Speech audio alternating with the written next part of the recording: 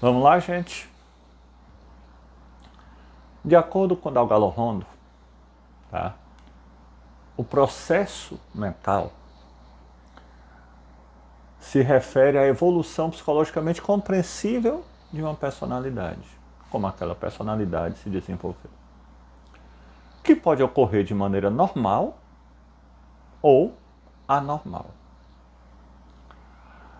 E o desenvolvimento mental é uma transformação da personalidade decorrente de algumas alterações psicológicas, compreensíveis ou incompreensíveis, algumas vezes a gente vai entender ou não, e que podem ser de natureza endógena, ou seja, interna, ou de natureza exógena, provocados por um trauma, por uma situação ambiental. A pessoa sofreu um abuso, ela tem o seu desenvolvimento mental comprometido, porém por algo de natureza exógena, algo que veio de fora. E a crise, gente, ela é uma concepção, na concepção da psicopatologia, ela é caracterizada pelo surgimento e o término abrupto de um sintoma. Por exemplo, uma crise epilética, uma crise de pânico, uma crise dissociativa. Fase, ela é uma ocorrência aguda que vai se instalando aos poucos. E muitas vezes compreensiva psicologicamente. Eu estou entrando numa fase maníaca. Eu estou entrando. Ela vai se instalando aos poucos. Eu estou entrando numa fase depressiva. Ela está se instalando aos poucos. Eu tenho uma crise. É aquele negócio abrupto. Tá? Ainda sobre Dalgalo Rondo, a gente utilizou muito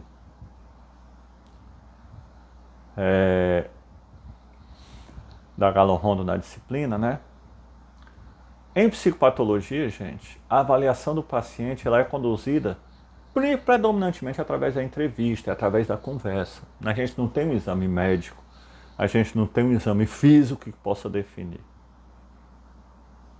Tá? Ela permite a realização da anamnese, do histórico dos sinais e sintomas, ver os antecedentes, assim como a sua família e o meio social. E permite também a condução do exame psíquico, que vai nos dizer o estado mental da pessoa atual.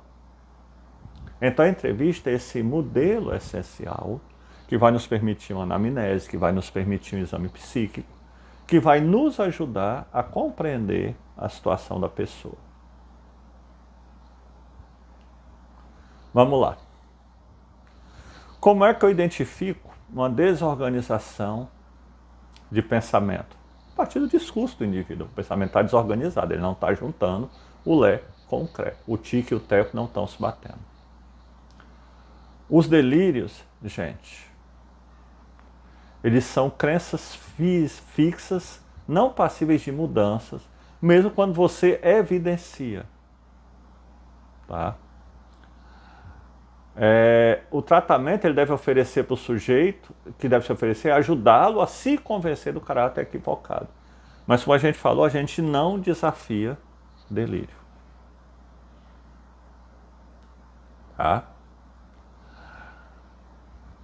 E as alterações psíquicas, gente, elas muitas vezes são de difícil avaliação. Principalmente quando se faz o diagnóstico no contexto linguístico diferente. Ou seja, eu preciso entender a realidade daquela pessoa. Porque às vezes aquilo que para mim é alterado, para aquela pessoa, gente, não é. Tá? Então é muito importante a gente entender isso. Talvez o que seja mais complexo aqui é a gente entender que eu não posso bater de frente com o delírio. A gente falou, a gente não desafia delírio.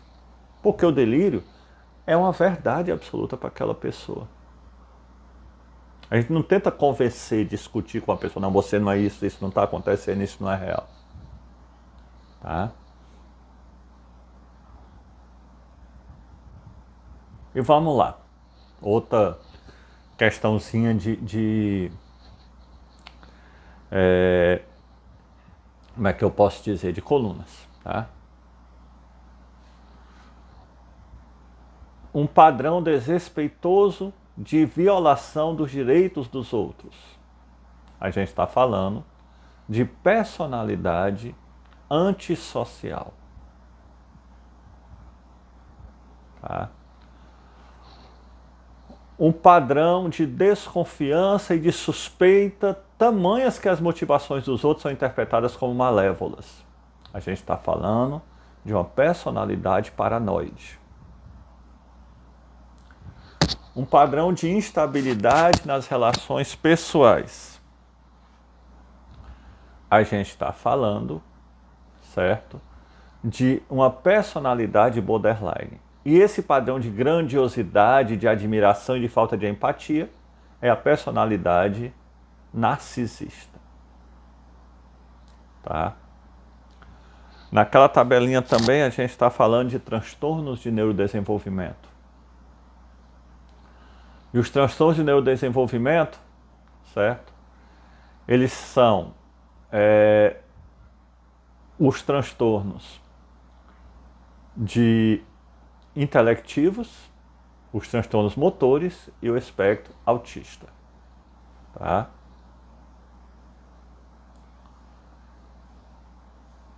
Vamos a outra questão. No exame do estado mental, essa pessoa possui uma ordenação metodológica e que há um consenso em que as principais alterações e sinais vão envolver algumas áreas da conduta humana. Simplesticamente, os transtornos,